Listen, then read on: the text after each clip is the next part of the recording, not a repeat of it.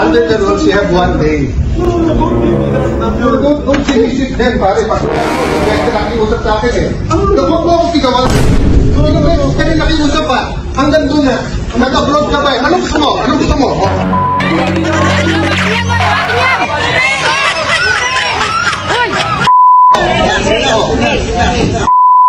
Alam sindak dito eh. Bakit? Sisigawan mo ako ng pakialam mo. Wala akong pakialam sa pumoto dun eh.